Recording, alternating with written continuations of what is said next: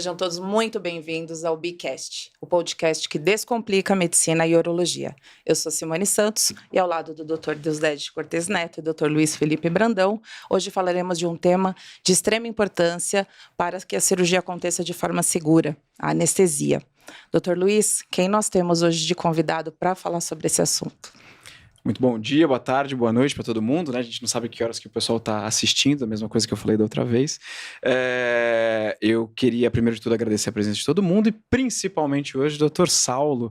Dr. Saulo que vem aqui para explicar e comentar e desmistificar alguns fatos e contos sobre anestesia. A gente tem aquela questão do nome difícil do Deusdedit ou Deus, mas o Saulo, apesar de Saulo ser um nome normal, a gente tem o Saulo com 2 L's, né? Então conta pra gente aí, Saulo, quem é você, de onde você vem, como foi sua formação, uma coisa rápida e manda bala. Legal. Então, bom dia, boa tarde, boa noite aí para todo mundo, né?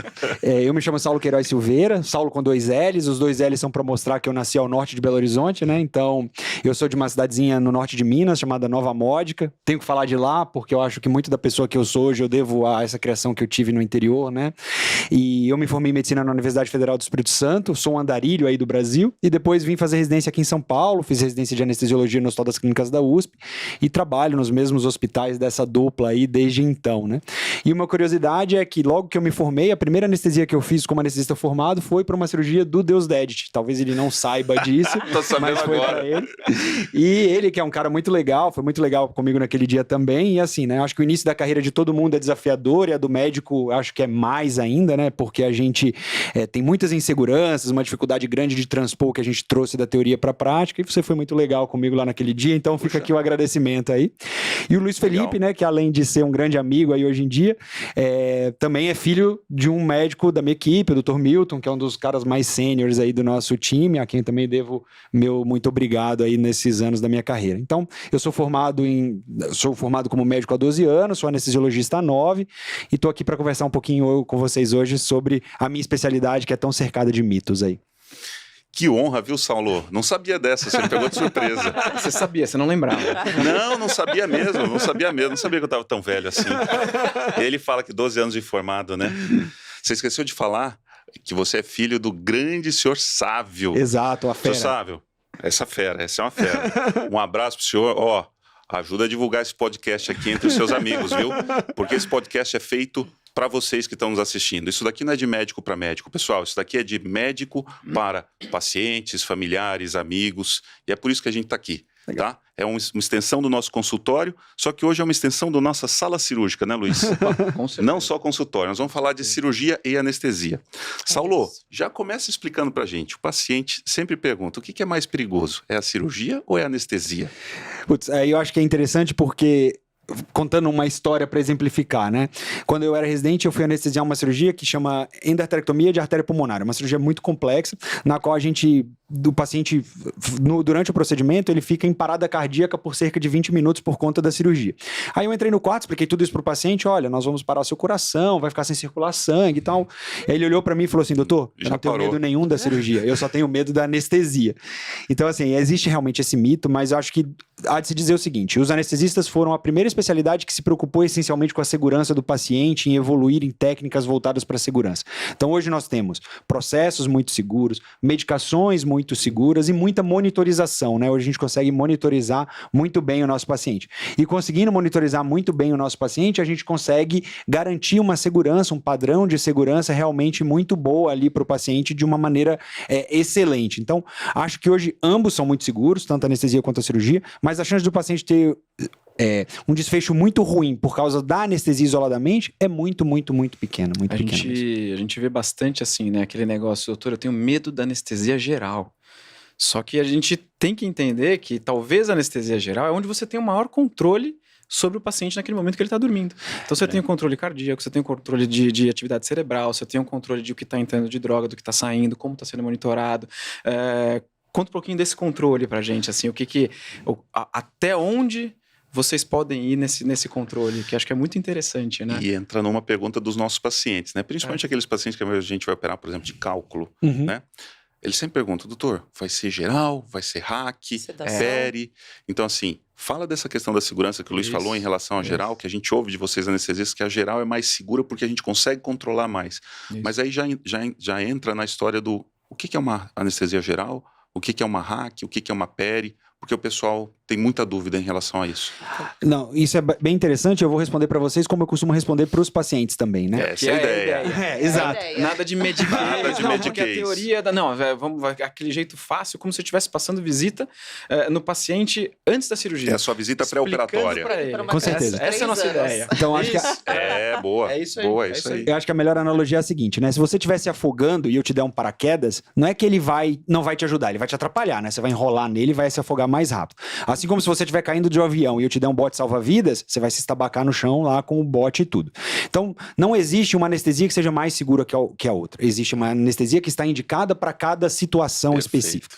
E eu acho que estar indicado para cada situação específica aqui não é só o procedimento em si, é o procedimento. Então, o tipo de cirurgia que vai ser feito, é a saúde do paciente, as condições de saúde, as comorbidades e o momento em que aquela cirurgia vai ser feita. É uma cirurgia de urgência, é uma cirurgia eletiva. Então, a nossa decisão, vou fazer hack, vou fazer anestesia geral, vou fazer peridural, ela depende de um composto de tudo isso.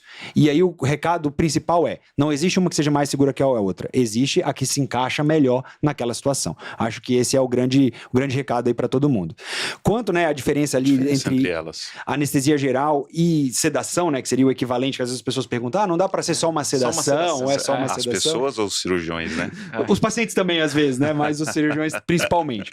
A sedação, ela é muito mais difícil para nós de ser feita do que a anestesia geral. A anestesia geral ela é uma coisa muito mais protocolar, né, então eu vou até ali, eu faço aquele procedimento, injeto uma gama de medicações e eu tenho controle total do paciente.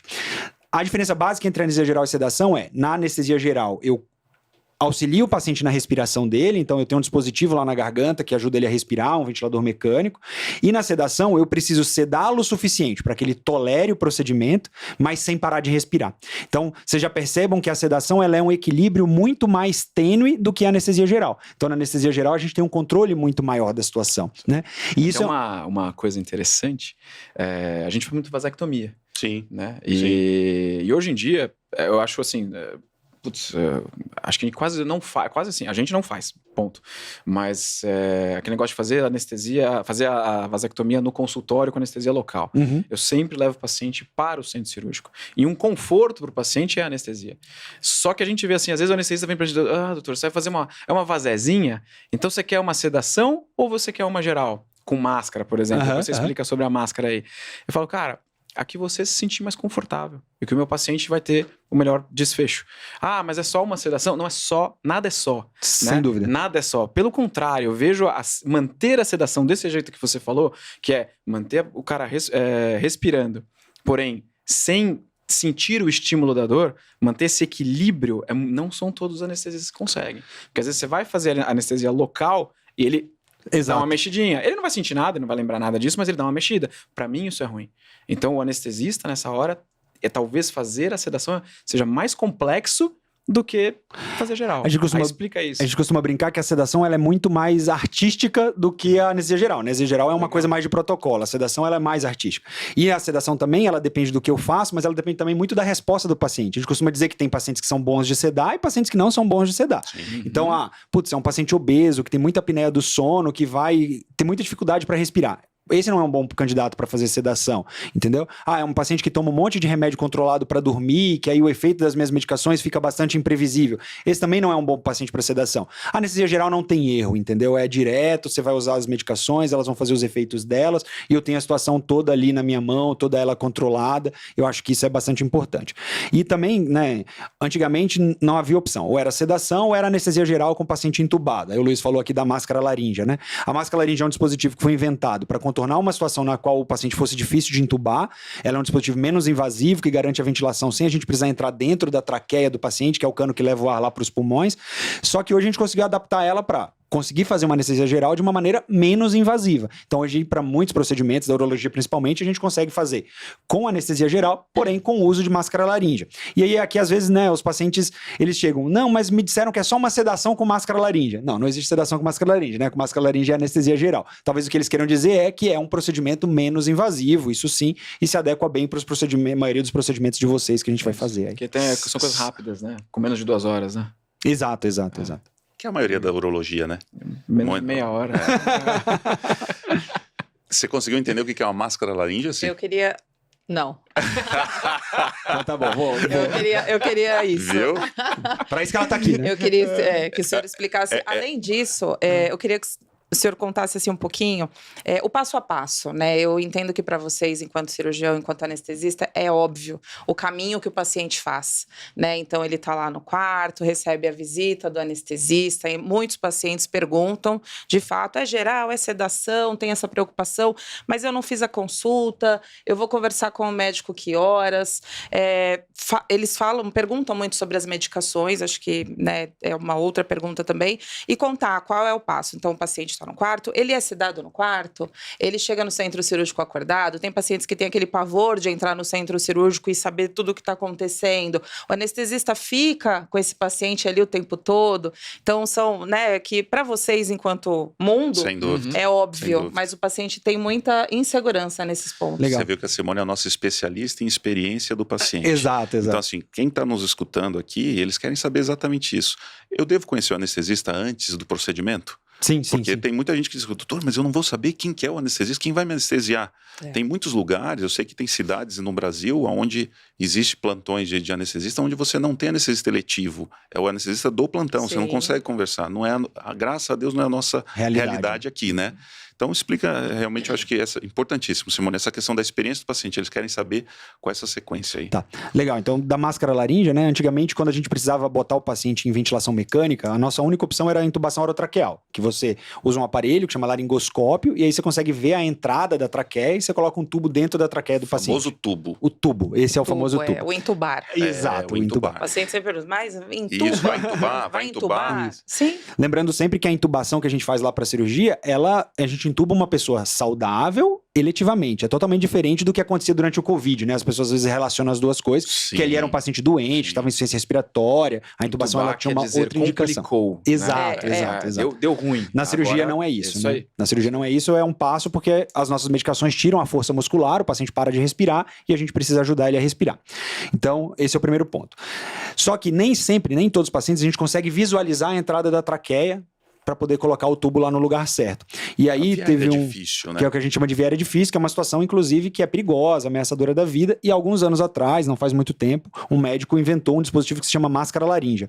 Ela é um dispositivo que tem um balão bem grande, que a gente introduz na boca do paciente, empurra na direção da garganta, e mesmo sem entrar lá dentro da traqueia, a gente consegue ventilar o paciente. Estima-se que a máscara laríngea já tenha salvado ao redor do mundo alguns milhões de pessoas, nas quais houve dificuldade no manejo da via aérea, só que, de fato, ela consegue nos ajudar para que a gente possa ventilar o paciente sem ter que acessar a traqueia dele. Então ela é uma forma menos invasiva e a gente usa isso para muitos procedimentos da urologia, especialmente para os cálculos, né? Esse é o ponto número 1. E tem já alguns pacientes que têm essa pré-indicação para fazer automaticamente? Esse paciente obrigatoriamente tem que fazer uso dessa máscara ou não? É no momento da entrevista ali que vocês Isso, a gente só vai conseguir bater o martelo mesmo no momento da avaliação pré-anestésica. Nos procedimentos de urologia de menor complexidade, então a vasectomia, retirar um cálculo, procedimentos como o Luiz disse que duram aí até 2 horas, a gente sempre vai tentar usar a máscara laríngea, a não ser que aconteça algo que contraindique ali durante a avaliação pré-anestésica. Mas de forma geral a gente vai tentar usar a máscara laríngea justamente por ela ser menos invasiva. Acho que a regra geral é essa, né? E é engraçado que, até depois você explica um pouquinho sobre hack também, mas a gente via que antigamente o cálculo, por ser uma coisa relativamente baixa, né? Você vai entrar pela uretra e tudo mais, era muito feito com hack. E hoje em dia a gente praticamente substituiu. É porque a gente começou a por subir mais pro rim, né? Exato. A gente tem mais como a gente tem os aparelhos flexíveis, que a gente consegue chegar com mais facilidade até o rim. Isso. Então, como a gente vai subir até o rim, eu acho que mudou um pouquinho essa questão da máscara laríngea e da Hack Anestesia, que é uma que a gente pode, o Saulo vai falar sobre anestesias regionais, né? Aham. Não uma anestesia geral, regional. É isso aí.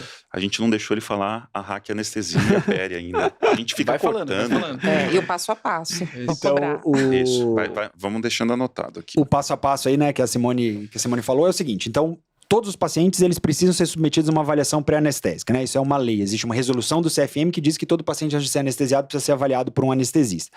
Essa avaliação... Oi? Faz sentido. Faz sentido. Claro. Que é óbvio, mas Faz não era sentido, praticado. mas não é o que acontece. Exato, praticado. exato. É.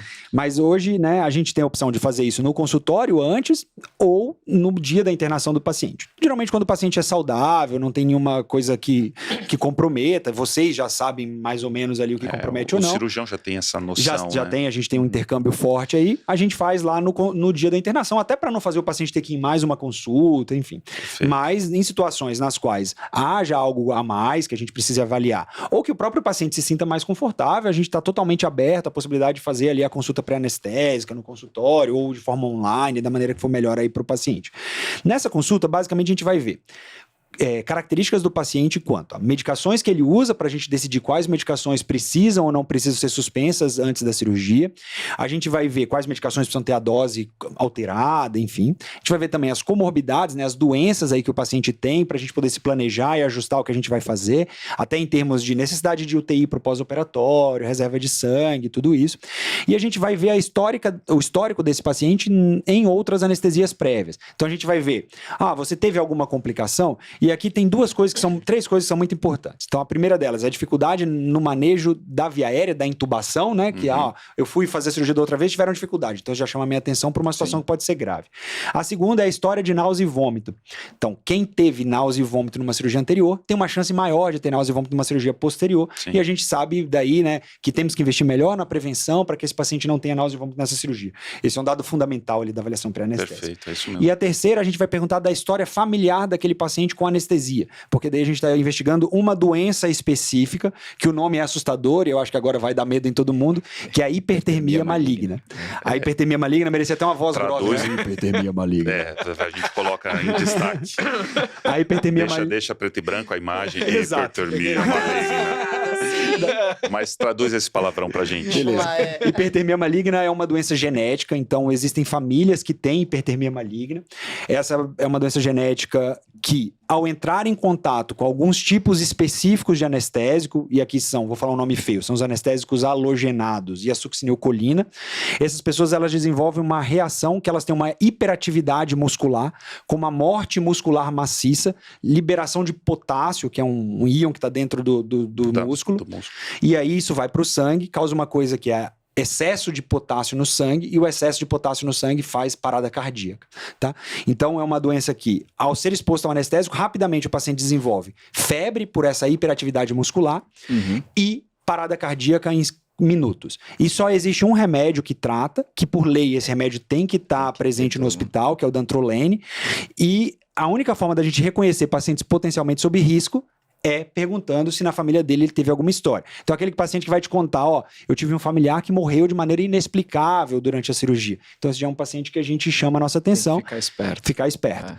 Ou existem famílias que já sabem, na minha família, nós temos história de hipertermia maligna. E aí nós vamos fazer anestesia usando medicações que não desencadeiem a crise, evitando que esse paciente desenvolva a crise de hipertermia maligna. Sim. Tem algum exame prévio que esse paciente possa fazer para identificar essa... A única coisa que dá pra gente fazer é, nas famílias que a gente sabe que tem, daí a gente manda para um exame que é muito invasivo pra gente indicar maciçamente. Entendi. Que é uma biópsia muscular. Eles vão lá, arrancam um pedaço do músculo do paciente e eles expõem esse pedaço de músculo ainda vivo ao agente que causa, e aí eles veem que naquele pedaço de músculo acontece a reação. Entendi. Pra você ter uma ideia, no Brasil inteiro esse exame só é feito na Escola Paulista de Medicina aqui em São Paulo. Então todos os casos suspeitos de hipertermia maligna do Brasil inteiro, de quem tem convênio, de quem não tem convênio, do rico e do pobre, são testados lá na Escola Paulista. Então existem testes genéticos também, mas que são muito caros e custam milhares de reais. E o melhor exame é o teste da exposição à cafeína e alotano, que é esse aí. Só perguntar uma coisa? Não, só uma coisa também. Acho que a gente fala essa catástrofe, mas acho que é importante lembrar que é super raro. Era o que eu ia falar. Extremamente raro. Acho que a maior coisa importante é que é raro. Muito raro. Eu obviamente, minha história de medicina não é nada, nossa, eu tenho 50 anos. Não, eu fui formado em Tá falando 2013. que é um garotão. Eu sou formado na urologia em 2013, tô na medicina formado desde 2007. Eu nunca vi.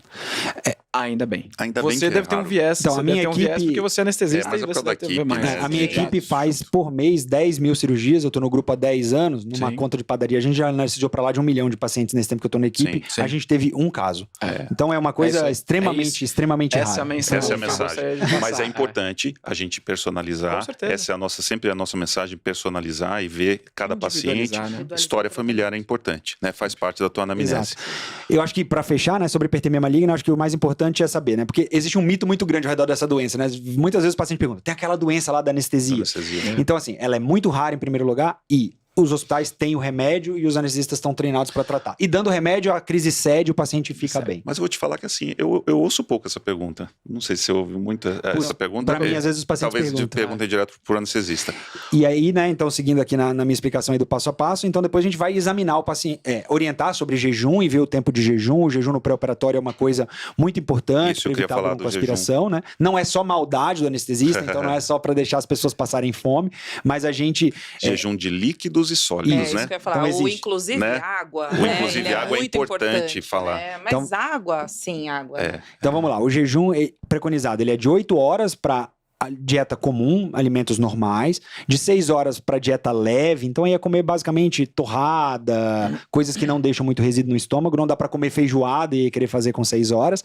E para os líquidos claros, e é importante deixar claro essa palavra, claros, Claro. o tempo de jejum para até 200 ml seria de 2 horas. Até Mas- 200 ml também é outra coisa, né? Exato, Tomei exato. 5 copos, doutor. Aí é água demais, né? Água demais. O que São dá para 6. tomar é água e suco coado, né? Não dá para tomar, por exemplo, suco com gomo ou vitamina com leite. É água, suco coado, água de coco, essas coisas dá para tomar até 200 ml. Como é 2 horas muito antes. difícil a gente ficar dando esses detalhezinhos, a gente sempre fala jejum de 8 horas para água e líquidos. Talvez para líquidos claros, eu falo para o paciente, 4 horinhas antes, dá para ir tomando para não ficar Toma aquele um também aquela copinho. coisa assim, toma um Toma um copinho, copinho. entendeu? Isso, Os dois isso. Mas se você também ficar especificando demais, Dá confusão. dança. Né? Tem a história do molha-boca, né? o molha-boca Só é coloca interessante, molha-boca. Mas o copinho com 200 ml, assim, 4 horas antes, líquidos claros, Acho que é bem importante. seguro. Só um detalhe em relação ao jejum, Saulo, a gente te cortando um pouquinho, mas é importante em relação ao jejum, as medicações que são feitas para o diabetes, que as pessoas usam também para perda de peso, que são aquelas que são injetáveis, agora tem medicações orais, elas mudam um pouquinho essa questão do jejum, né? Eu acho que isso é importante a gente falar. E aí já falar também sobre medicações que no pré-operatório a gente tem que cuidar nessa anamnese que você está falando. Então, acho que quando a gente fala das medicações para diabetes, a gente está falando aqui de uma classe de remédios que é a família do Ozempic, né? Isso, Que o é isso que eu ia nome- falar, eu acho que tem que falar nome. É. Tem que falar Wegovy, nome, não tem Ozempic, problema. Tem que falar Monjaro, Monjaro. agora, tá na moda. É o Wegovy, Ozempic, Monjaro, Ribelsus, Tem um mais anterior, né? É o Victoza. Victoza e Saxenda. E Saxenda, Saxenda, isso e é que Victoza. eu queria lembrar. Então, assim, né, essas medicações, elas são excelentes para o tratamento do diabetes e para o controle de peso e tem resultados muito bons na literatura, né, nas publicações médicas sobre isso. Só que no Brasil, houve um uso massificado dessas medicações sem uma indicação muito específica, né? São pessoas magras que tomam para ficar um pouco mais magras, né? Isso começou no Brasil, tá, pessoal? Isso é bastante interessante porque esse é um fenômeno que nasceu no Brasil. Jabuticaba. Tá? Depois se espalhou para os Estados Unidos, principalmente depois que as Kardashians anunciaram que estavam tomando, mas assim, isso começou no Brasil. E aí, um dos efeitos pelos quais essas medicações controlam o diabetes e fazem emagrecer é porque o que você come fica parado dentro do seu estômago, não vai para frente, né? Ela diminui a capacidade do estômago de empurrar a comida para frente. E aí, Dando saciedade e diminuindo o apetite. e diminuindo o apetite. E por que a gente pede para o paciente ficar em jejum no pré-operatório? Justamente para na hora da anestesia ele tá com o estômago cheio, estômago vazio, perdão, para não correr risco de o que tá dentro do estômago dele voltar e ir para dentro do pulmão, causando pneumonia aspirativa, que é uma complicação grave. Aí a gente começou a ter aqui no Brasil alguns relatos extraoficiais. Em tal hospital o paciente broncoaspirou, né, que é o termo que a gente usa, né, na hora da anestesia, porque estava tomando uma dessas medicações. E não havia nada na literatura, nas publicações médicas, que batesse o martelo. No paciente em jejum no pré-operatório é importante se preocupar com essas medicações porque aumenta o risco do estômago estar cheio. A gente sabia que na teoria existia a possibilidade, mas na prática a gente não sabia. E é muito legal vocês me perguntarem disso, porque a primeira publicação do mundo que mostrou que usuários dessas medicações, mesmo estando em jejum, estão com o estômago repleto de comida, eu sou o primeiro autor dessa publicação, foi feita pela nossa equipe aqui no Brasil. Mas não é por isso que você está aqui. Você está aqui porque você é um bom contador de causos. A minha parte científica ficou em segundo plano. Mas aí a gente conseguiu... Mas não deixamos de parabenizar também, pô.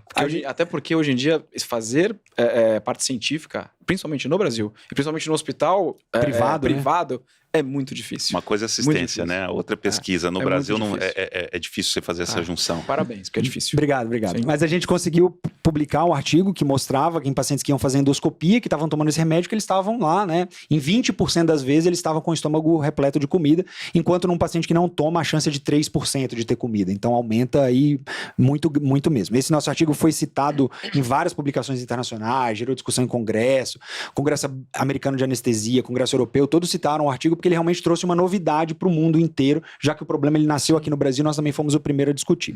E está presente em vários hospitais de São Paulo. A gente vai operar, você tem lá a lista de medicações, está inclusive nas nossas orientações pré-operatórias, né? É como o Luiz falou, é importante citar nomes, né?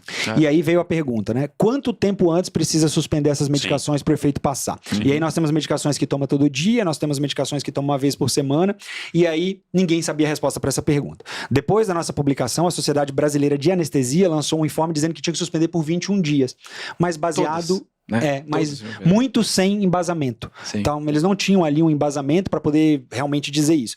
E mês passado, a gente acabou de publicar também o primeiro artigo que trouxe uma resposta mais definitiva para isso. Também já foi o tema do editorial da revista na qual ele foi publicado, que é uma revista americana chamada Journal of Clinical Anesthesia, e eles discutiram isso, inclusive eles espetaram, né, a Sociedade Brasileira de Anestesia perguntando sobre o embasamento dessa decisão. No nosso artigo, a gente conseguiu mostrar que, com 14 dias de suspensão das drogas de uso semanal, aqui eu estou falando do Ozempic, essencialmente, a chance de ter resíduo no estômago é a mesma de quem nunca tomou. Então, hoje, a nossa orientação, e a gente está alterando os protocolos dos hospitais nos quais a gente atua, para 14 dias de suspensão. Então, hoje a nossa orientação é a seguinte: medicações de uso semanal, precisa suspender 14 dias antes da cirurgia. Sim. Medicação de uso diário, 48 horas antes da cirurgia. À exceção do Rybelsus. O Rybelsus é o Ozempic em comprimido. Em vez de fazer uma injeção uma vez por semana, você toma um comprimido todo dia. Mas o remédio é o mesmo. E aí a gente não sabe, na verdade, se a gente orienta os 14 dias das drogas semanais ou se a gente orienta os 2 dias da droga de uso diário. Prezando por segurança, hoje a nossa orientação é de suspensão por 14 dias, considerando que o princípio ativo é o mesmo. E uma coisa interessante, Saulo, a gente trabalha muito com urgência. Cálculo renal, o cara internou, tá morrendo de dor. A gente pensa as mesmas e coisas. Por isso que eu falei rápido. Você já perguntou muito, agora é minha vez.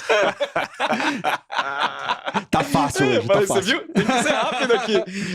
Pergunta tudo, senão eu vou completar a pergunta. Essa é a campainha. Boa. Não, é aquela coisa, mas eu acho que por isso que é essa sinergia, porque é onde a gente sabe que... É aquela coisa, a gente sabe a resposta, óbvio, mas essa informação tem que ser passada, porque é realidade, é dia a dia. Então a gente trabalha com urgência, a gente atende o cara com cálculo renal que chegou lá com dor, com cólica, com infecção, com insuficiência renal, que a gente vai ter que operar. E ele tomou o Ozempic ontem. Quais são os passos? Ultrassom? Beleza. Vai de qualquer jeito? Acho que agora ele vai conseguir falar da hack. Talvez. Por causa do cálculo, né? Olha a questão. Olha a questão do personalizar, né? Exato. Um cara que tomou o Ozempic ontem, você não vai fazer uma anestesia geral nele, né? É aí que a gente volta pra minha resposta do paraquedas e do bote salva-vidas. Exato. Né? Então, qual que é o melhor para aquele momento? Exato. Então as características do paciente, as características da cirurgia e o momento no qual aquilo vai ser feito. Lógico. Então aí, pro procedimento... Uma coisa é um cálculo, outra coisa é um cara que tá sangrando e precisa sair correndo. Exato. Isso. Então, pro procedimento de urgência, a gente vai... Tem duas soluções possíveis aqui, na verdade 3. A primeira delas é fazer um ultrassom do estômago e ver se tem resíduo, comida dentro do estômago, mas isso aí você depende de ter um médico treinado para fazer ultrassom e nem em todos os lugares isso é possível. Nos hospitais que vocês trabalham isso é possível, mas não é a realidade do mundo. Às vezes não tem nem ultrassonografista de plantão. Isso, ali. Exato. Então, a gente não tem essa então nos resposta. hospitais que vocês trabalham, temos nós anestesistas que somos aptos a fazer e tem ultrassonografista que está lá à disposição, mas essa não é a realidade do mundo. Cirurgião Nutella, cara. Totalmente. Não, mas a gente trabalha em hospitais diferentes.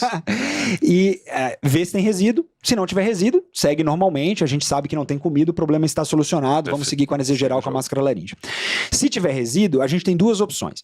Tratar ele como um paciente com estômago cheio, né, que é o paciente da cirurgia de urgência tradicional, que está sempre com o estômago cheio, e aí ou fazer o procedimento só com hack, sem sedação, daí o paciente vai ficar acordado, sem sentir da cintura para baixo e vai fazer a cirurgia, ou fazer o procedimento com anestesia geral, de uma forma que a gente chama de intubação em sequência rápida, que é uma forma que a gente garante a proteção do pulmão do paciente de uma maneira extremamente rápida logo depois que ele dorme e evita e diminui o risco de broncoaspiração. Se vira nos 30 do anestesista, exato, né? Exato. Se vira nos 30. Não é nem 30, né? Tem que se virar em 30 segundos. 5 segundos, né? 30 segundos. Exato. Então se vira nos 30. Tem um número? O ideal é que na verdade, o nome é intubação em sequência rápida e as pessoas pensam muito na velocidade, né? Isso. Mas ela é chamada de sequência rápida porque a gente pula uma das etapas. Então, normalmente a gente pré-oxigena, dá oxigênio para o paciente respirar, injeta os remédios, ventila com máscara facial e depois intuba. Na intubação em sequência rápida, a gente corta a etapa da ventilação sob máscara. Isso. Então a gente pré-oxigena, injeta o remédio. O ideal é esperar cerca de 1 minuto, que é o tempo para as nossas medicações fazerem efeito, e daí a gente intuba. Porque se você tenta intubar em menos de 1 minuto, as medicações ainda não fizeram Exato, efeito, ele você pode vomitar, ter reflexo. Então isso o tempo ideal é esperar cerca de 1 minuto. Viu que até a gente aprende? Sempre. Eu sabia que sequência rápida era coisa quanto mais rápida. rápido, Corre, né? corre. Na sequência rápida é pular uma etapa. Por isso que a gente está aqui para fazer, a gente representa os nossos pacientes. Com certeza. Eu até sabia porque eu tenho família anestésica. Você tem eu tenho uma veia inside anestésica information, correndo inside aqui. information. Eu tenho informação de dentro. Né? Mas depois eu conto essa Doutor, a parte. gente estava lá no quarto, o senhor estava falando com o paciente sobre as medicações. Legal. Então, Boa. Alguém puxa a gente para a realidade. Então, além do Ozempic, do Saxenda, dessas medicações todas, a gente também pergunta do uso de anticoagulantes, que também precisam ser suspensos no pé antes da cirurgia, né? E aí vai depender muito de cada droga, tem um tempo específico. E também de antiagregantes, AS, clopidogrel. O AS é muito tranquilo da gente operar hoje o paciente tomando AS, isso não é problema, mas quando o paciente toma associação das duas, o ideal é que suspenda uma delas. E essa é a dupla checagem, né? Porque nós, cirurgiões, quando a gente está Tem que combinando a cirurgia no consultório, a gente já pergunta, as informações que a gente manda, né, Simone, já estão lá Sim. escritas, e aí talvez a terceira checagem, né? Somos nós, né? É a história do a gente tem que trazer a aviação para dentro da medicina, São muitas né? barreiras, né? Você que é o rei do hospital com as comissões de acreditação, que está muito sempre por dentro de treinamento da equipe de vocês em relação a procedimentos de checklist, né? Acho que isso é fundamental. Então, são essas barreiras que a gente vai seguindo. São então, vocês são a redundantes, né? terceira barreira para isso daí. E dessas medicações tem também os fitoterápicos, que eu acho que é importante a gente falar. O tal do ginkgo biloba, né? Ginkgo biloba. Então, o ginkgo biloba, pessoal, muda coagulação, Isso, o ideal tempo é de suspender coagulação. pelo menos 5 a 7 dias 5 a 7, antes, né? Porque aumenta o isso. risco de sangramento. Boa. Mas pacientes, fiquem tranquilos. O cirurgião nunca vai deixar você chegando lá para operar com risco de sangramento, porque eles têm medo de sangramento. Com certeza. Com certeza. Acho que esse é o recado. Esse é o recado. E aí a gente vai, por fim, né, checar as condições de jejum do paciente e discutir com ele ali o tipo de anestesia que nós vamos utilizar, quais são as opções. A gente discute isso hoje de uma maneira muito clara com o paciente. A opção que nós temos é essa, a outra opção é essa, e aí a gente vai tomar a decisão.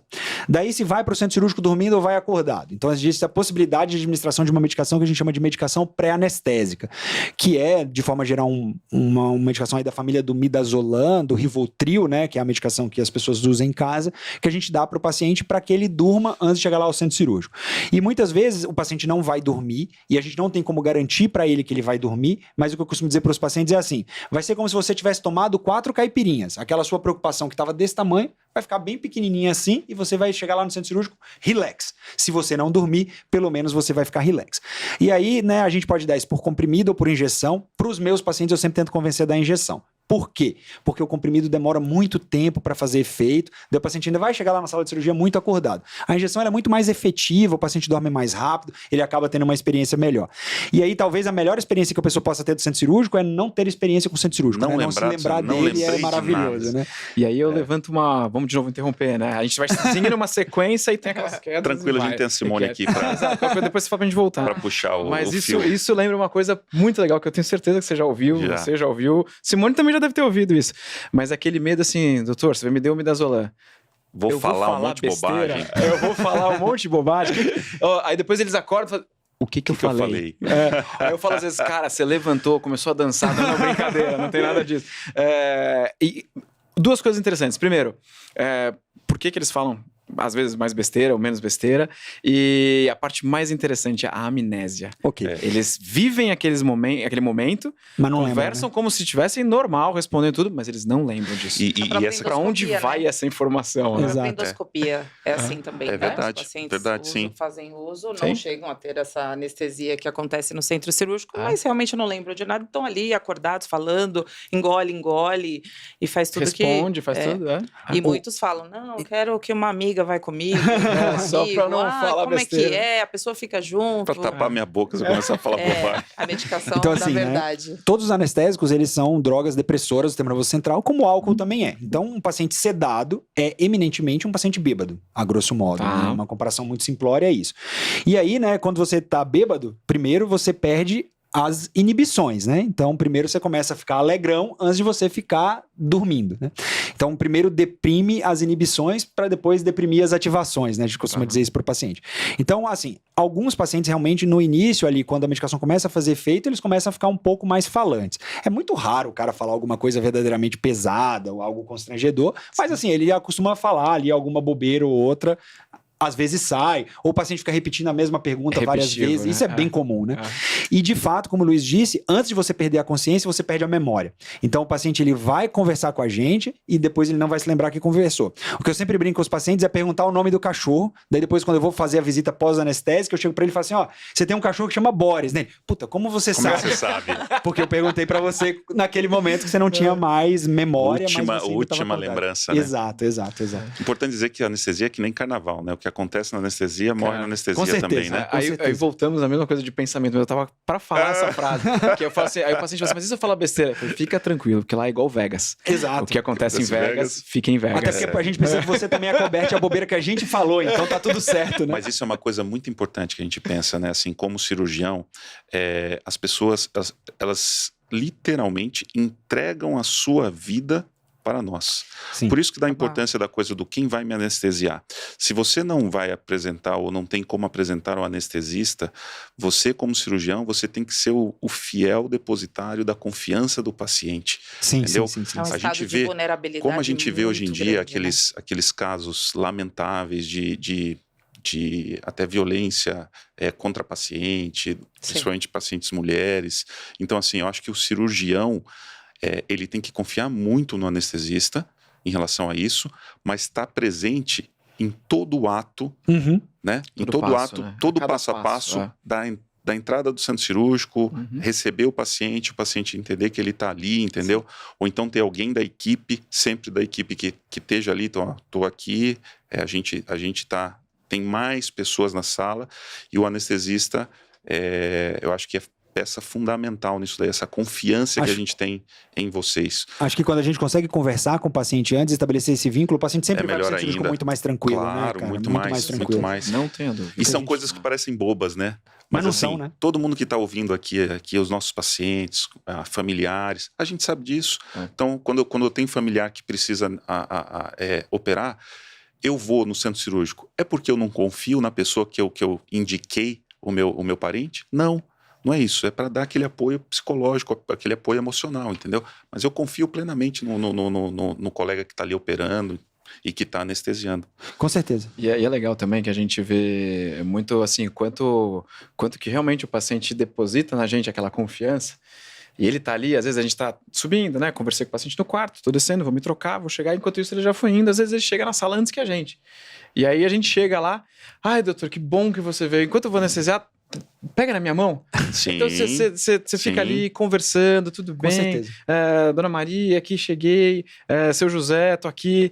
E a pessoa, assim, naquele momento, ela tá entregue a pessoas que, sabe, não tem ali. Geralmente não tem ninguém que ela conhece, ninguém da família, nenhum amigo. Ela tem a gente. E ela confiou e depositou toda a confiança na gente. Ou seja, toda aquela equipe que tá ali, a gente é responsável. Então, a gente tem que ter o anestesista que está acostumado com a gente tem que estar com a sala. Por isso que, assim, onde você gosta de operar? Onde que é o melhor lugar? Doutor, onde a gente vai operar? Dá pra gente operar no Hospital X? Cara, o melhor lugar pra gente operar é o lugar onde a gente tá mais à vontade. Onde a gente conhece todo mundo, a gente conhece quem vai estar com a gente, onde a gente tem o nosso anestesista, o nosso circulante, a enfermeira-chefe, onde a gente vai estar à vontade. Dessa maneira, a gente consegue passar pro paciente a melhor experiência experiência dentro de um momento que talvez não seja dos melhores da vida dela. Cirurgia Né? nunca é bom, né, cara? Tem Nunca pessoa é que bom. gosta de fazer plástica também. Eu adoro fazer uma plástica. A gente já vai falar de Tem plástica tudo. e clínicas de cirurgia plástica, mas anestesia nunca é bom. Eu acho que cabe a gente ter essa percepção. E um exato. detalhe legal do centro cirúrgico que eu percebo é assim, às vezes a gente está tão à vontade, porque é o nosso dia a dia, né? Sim. A gente está falando sobre o time que ganhou ontem, ou então o filme que está aparecendo, e começa a dar risada e tal. E às vezes você vê um pacientinho lá, quietinho, parado, assim, olhando o teto. Então, o que eu sempre tento fazer com os meus pacientes é lembrar que, assim, ele tem que estar dentro do contexto, né? Conversar com ele. Conversar colocar com ele. Fazer ele dar Se ele tiver, risada. tem paciente que É chega muito numa legal. boa, conversando. Sim. Eu tenho paciente que me diz assim, doutor, me recebe no centro... Ela já operou várias vezes comigo. Me recebe no centro cirúrgico com o Ed Sheeran. Põe música pra mim. A gente opera com música, né? A gente vai falar sobre Sempre. música e medicina. Mas, assim, são esses pequenos detalhes que, assim, a gente... É um cuidado a mais com os nossos pacientes que é muito legal. De ter essa... Primeiro, receber essa confiança dos pacientes e, segundo, de cuidar com os detalhes, mesmo sendo o piloto do avião, aquele cara que vai ter que tomar fortes decisões e as principais decisões, mas ele tem que saber se os passageiros lá atrás estão bem servidos, o detalhe está bem servido. São os pequenos detalhes, né, que fazem a diferença. Com certeza. Não, Simone? Eu tô aqui esperando. Próximo passo. Voltamos para hack? Voltamos para hack. Você vai explicar o que é hack pra gente ou você vai ficar enrolando, Saulo? Vou ficar enrolando. Então aí chegou no centro. Hack e pério, o que é essa coisa? Ele Qual que é a chegou no diferença? centro cirúrgico. Então chegou no centro cirúrgico, a gente vai fazer algumas checagens de segurança, o Deus Dedite falou aí, né? Então, nós acabamos roubando lá da aviação, dentro dos centros cirúrgicos, uma série de processos de segurança, então, de checagem. Então, pacientes, tenham paciência quando perguntarem para vocês 1000 vezes como é o seu nome e a sua data de nascimento. Isso é para garantir a sua segurança ali dentro E do qual é hospital. o lado da sua cirurgia? Nós, urologistas, que temos aquela coisa do... Todos têm dois rins, né? Exato. Então, assim, vai operar o lado esquerdo, o lado direito, isso é fundamental. E vai perguntar para você 1000 vezes. 1000 né? vezes. É importante que saiba isso. Lá no centro cirúrgico a gente vai fazer uma checagem, então, com o anestesista, antes de começar o procedimento, para confirmar que aquele paciente é o paciente certo, que ele está na sala certa. Então, quando vocês forem no hospital que fizer isso, saibam que vocês estão num bom hospital, acho que isso é primordial. Depois, o paciente vai passar para a maca da cirurgia e a gente vai começar a monitorização, funcionar um acesso venoso, para a gente poder dar as medicações para o paciente poder dormir, e aí a gente começa a anestesia. Aí vai depender, né? Se é anestesia geral, peri, hack, associação de alguma dessas técnicas, e a gente vai fazer anestesia. Daí, a gente costuma brincar que fazer anestesia é igual pilotar avião, né? Então, a gente tem um momento de trabalho intenso ali no começo da cirurgia para preparar o paciente, botar ele para dormir.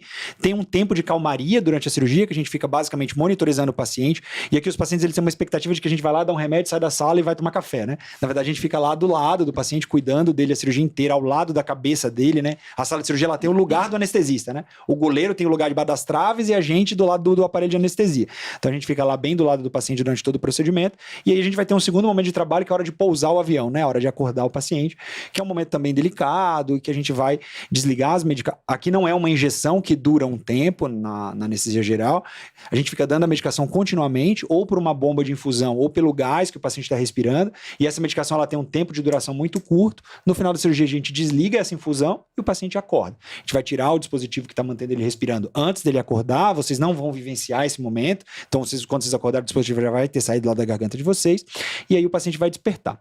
Despertou, vai perguntar pra gente 50 vezes se a cirurgia ainda vai começar, né? Geralmente é a primeira pergunta que eles fazem, a cirurgia vai começar, a cirurgia já acabou, e depois ele vai para a sala de recuperação pós-anestésica, que é um setor lá dentro do centro cirúrgico, onde ele fica monitorizado ali por cerca de 1 hora, que é pra gente garantir que tá tudo bem, que ele tá estável, e pra gente tratar eventualmente dor, náusea e vômito antes de liberar esse paciente para poder ir pro quarto. Isso é uma etapa primordial de segurança aí para o paciente. Depois que a gente começou a vigiar os pacientes após a cirurgia, a taxa de complicações diminuiu muito, porque ele está ali num ambiente monitorizado, com um médico por perto, com uma equipe de enfermagem qualificada para prestar um atendimento rápido na ocorrência de alguma complicação. Mas, de forma geral, fica ali por 40 minutos, 1 hora, e depois volta para o quarto para seguir aí com os cuidados no pós-operatório. Acho que esse é mais ou menos o caminho. E aí, para falar então da diferença da hack para peridural, Boa, né? boa. Acho que a gente podia falar um pouquinho antes da história da anestesia, que eu acho que é uma coisa Sim, interessante antes da gente chegar lá. Então, Conta causos, conta causos. Causos e acausos, né? Porque- A gente estava conversando aqui antes do Saulo chegar, né? Mas eu tive uma, eu tive uma passagem pelo Mass General, né? Exato, que é Massachusetts General Hospital, né? Lá tem o Etherdome. Isso, é isso aí. E lá tem Etherdome. Etherdome. Né? E ele, na verdade, Traduzindo. Sotaque foi britânico. né, inglês, americano mesmo. E, na verdade, tem essa briga, depois que você vai falar sobre a criação da anestesia, mas uma coisa muito interessante que eu costumo dizer, que eu costumo dizer, não, que eu li, inclusive, exatamente onde ele vai falar, porque esse livro é fantástico, ele vai comentar também, que a medicina, principalmente a cirurgia, ela foi dividida em 2 etapas, antes e depois da anestesia, né? Porque é uma coisa que realmente ele mudou a forma como a gente opera. Então acho que depois ele vai contar mais detalhes, mas é legal porque a sala onde foi descrita a primeira anestesia, ela tinha portas de mais ou menos 20 a 30 centímetros. Para quê? Para que quando fechasse a porta, as pessoas de fora não escutassem os gritos do paciente. Porque você imagina, hoje você fala, eu tenho medo de anestesia. Imagina operar sem. Exato. Porra, eu teria muito mais medo. Eu falo que se um corte com uma folha de papel dói tanto, imagina um bisturi para fazer uma cirurgia. E realmente, era feito com álcool, era feito com amarras, né? Era o jeito que dava, e a pessoa realmente gritava. E aí, quando começou o uso do éter, né? 1846, é isso? Isso, a primeira descrição de Folha de 46. mandrágora. Quem gosta de Harry Potter usava mandrágora para fazer. E então foi uma experiência muito legal, porque eu conheci o local onde foi feito, a sala onde foi feita, que é um palco, é uma coisa enorme. Um Parece teatro mesmo. Parece um coliseu, né? Assim, onde veria uma batalha ali. Essa foto é bem famosa, tem. É muito legal, que é uma muito cirurgia de cabeça e pescoço, né? Isso. E é bem famosa, exatamente. Tem um livro grande que tem lá na capa, tem. inclusive, sobre coisa que se chama Medicina, esse livro. Então conta pra gente. Saulo, eu tive uma experiência muito legal conhecendo o local, as vestimentas, como foi feito, como era o tubinho, a esponja que eles colocavam. É muito legal. É a história da medicina antes da anestesia, antes do antibiótico, né? Então são pontos assim na nossa história da medicina. Que a evolução... O cirurgião bom, antigamente, era o cirurgião rápido. Exato. Em vez de você fazer um corte, imagina, você vai amputar uma perna, em vez de você ficar fazendo você tem que dar um corte certeiro, rápido E resolver o e problema, estancar. Tinha Né? um grande cirurgião vascular que ele era conhecido pelas amputações em segundos. É isso aí. Né? Que ele fazia em 32 segundos. Isso é do século dos cirurgiões também. Eu acho que como o Luiz disse, né, esse era o padrão dos centros cirúrgicos, né? Portas espessas no último andar do hospital e com uma clarabóia, geralmente para ter luz dentro, né? E aí, no momento que eles iam operar, eles tocavam o sino para todos os funcionários irem para dentro da sala para poder ajudar a segurar e conter o paciente. Era assim que era feita Que a cirurgia. beleza, hein? E aí, até hoje nós não temos um consenso sobre o inventor da anestesia. Essa é uma disputa. Até hoje a gente segura o paciente. Ainda não. Só de vez em quando. Então, nós temos uma disputa sobre o inventor da anestesia e essa disputa está entre 2 dentistas e um médico, né? Então, a descoberta oficial é do Thomas Morton, que é esse... um dentista de Harvard que fez a primeira anestesia. Ele fez a primeira demonstração pública de uma anestesia geral com éter, que foi no Etherdome, lá de Harvard. Então, Etherdome, desculpa. E ele conseguiu fazer. Mas tem outros 2 caras que disputam com ele. O primeiro é um médico chamado Crawford Long, que era médico de uma cidade do interior. Ele foi numa festa que eles chamavam de folia do éter, ficou chapado de éter, machucou a perna, teve uma fratura, e ele só reconheceu que estava com a perna quebrada no dia seguinte. Ele falou, opa, se eu não senti dor, se isso funcionou para mim, deve funcionar para os pacientes também. E ele começou a fazer. Mas aí ele era só assistencial, ele não tinha uma parte científica muito desenvolvida e ele não contou para ninguém que ele estava fazendo oficialmente. Então ele começou a fazer anestesia 4 anos antes do Morton, mas ele não divulgou a descoberta dele. Não publicou. Então, ele não tinha Instagram. Ele não tinha Instagram. Então, provavelmente, o Crawford Long foi realmente o primeiro pessoa a fazer uma anestesia geral bem sucedida. E depois disso, tem o Wells, que ele também fez em Harvard, no mesmo Etherdome, 4 anos antes também, 2 anos antes do Morton, só que ele tentou usar óxido nitroso e não éter. E aí, enquanto eles cortavam o paciente ficou parado, mas gemeu de dor. E aí, então, o Morton foi quem conseguiu fazer realmente uma bem-sucedida. O mais legal é que o éter que fez o Morton famoso e que serviu de anestésico totalmente, ele foi abandonado bem rápido, né? Porque ele pegava fogo, tinha uma série de inconvenientes. E o óxido nitroso, que não deu certo lá com o Wells, a gente usa até hoje na anestesia, né? Não sozinho, mas usando outras coisas, mas a gente usa até hoje. Então, essa é mais ou menos a história da descoberta.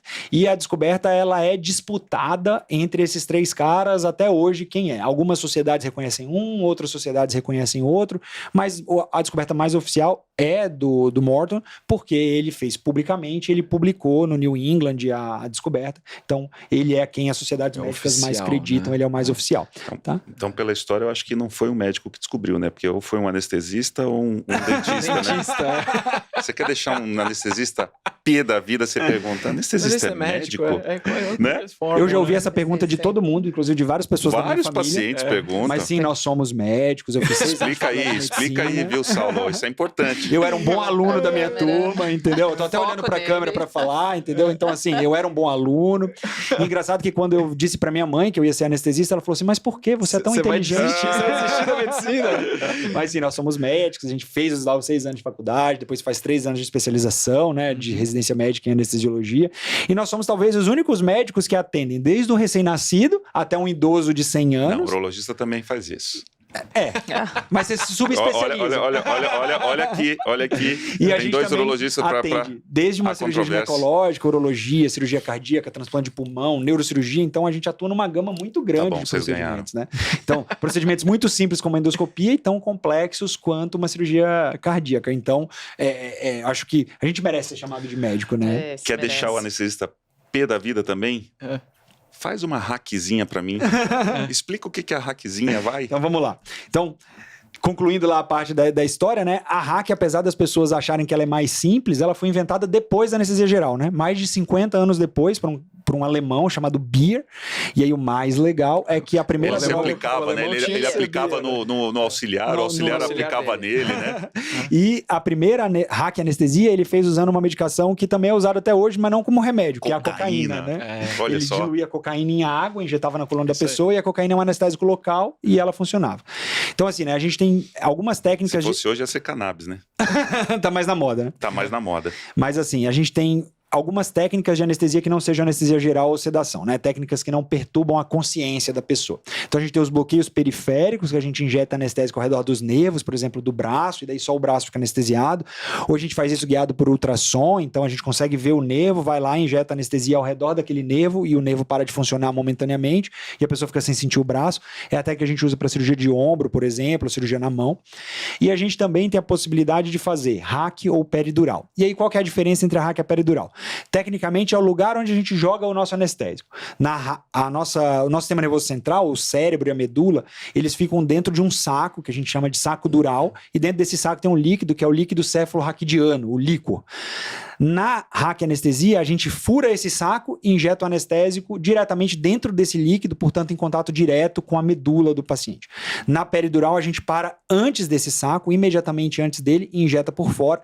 Então, a ideia aqui é que os anestésicos eles peguem os nervos que estão saindo da coluna. A hack, ela tem um efeito mais definitivo, assim, ela tira mais a força, ela dá mais relaxamento muscular, ela causa uma perda total de sensibilidade na imensa maioria dos casos, né? Tem como fazer uma hack que não tire totalmente a sensibilidade, mas geralmente quando a gente faz a hack, a gente está tentando tirar totalmente a sensibilidade, salvo lá no trabalho de parto. A peridural, não. A peridural, a gente consegue regular melhor e tirar a sensação de dor, mas manter a força. Então a gente consegue deixar o paciente com um catéter lá no espaço peridural, uma mangueira que leva remédio lá para o espaço peridural e deixar ele no pós-operatório com uma bomba que quando ele tem dor ele aperta um botão e ela injeta anestésico lá no espaço peridural. Então ele fica sem dor e sem os efeitos colaterais das medicações mais fortes para dor. A gente usa isso muito para cirurgias abdominais abertas e para cirurgias torácicas que vão mexer lá no pulmão. A gente consegue deixar o paciente no pós-operatório dias lá com aquela bomba, toda vez que ele tem dor, ele aperta o botão, ela injeta o remédio e tira a dor dele sem ter tantos efeitos colaterais. Aí nós voltamos. Qual delas é mais segura, né? Aqui a gente volta naquilo que não existe uma mais segura do que a outra, é a melhor indicação para aquela situação específica. Agora, os pacientes perguntam muito, eles têm 2 medos, não sei se você percebe isso, Luiz. Doutor, eu vou ficar paraplégico depois? Pode pegar a medula? Uhum. E a outra coisa é quando eles têm experiências ruins de outras vezes. Ah, doutor, não, eu tive dor de cabeça. Então, essas... Isso é uma coisa até que colaterais interessante falar. Alguns efeitos colaterais. Eu fui operado de cálculo renal também em 2010. Né, que no capítulo passado a gente falou da minha última em 2022, mas eu fui operado em 2010. Então eu sou estatística perfeita. Em 2010, quando eu fui operado, foi feita uma hack em mim. A sensação quando você acorda de você olhar pra tua perna e aquele negócio não ter uma Sensibilidade nenhuma, né? sensibilidade. Você vê a pessoa colocando. Eu lembro dessa cena, a pessoa colocando a minha perna, tirando da perneira e colocando de volta na cama cirúrgica ali, na mesa cirúrgica. Cara, E não parece a sua perna. você fala aquela perna, essa perna é minha, porque estão mexendo e eu não tô sentindo nada. É uma sensação Não esquisitíssima. dá pra fugir, né? Não dá pra sair correndo. Eu tive a mesma sensação na cesárea. É isso, exatamente. O formigamento também é esquisito, mas tudo bem, aí são só sensações esquisitas. Eu tive uma coisa que quando eu acordei mesmo, quando eu cheguei no quarto, toda vez que eu levantava a minha cabeça, eu tinha uma dor de cabeça absurda, que é chamada de cefaleia pós-hack. Aham. Conta um pouquinho disso daí também. Então vamos lá, né? Acho que Do risco da paraplegia. do risco da paraplegia, pessoal, é um risco com o qual não vale a pena se preocupar. Eu acho que se eu disser pra vocês assim, não tem chance nenhuma, tudo na medicina que alguém te disser que não tem chance nenhuma de acontecer é mentira. Nada né? é 100%. Nada é 100%. Na medicina, Mas é no uma, amor, nada é 100%.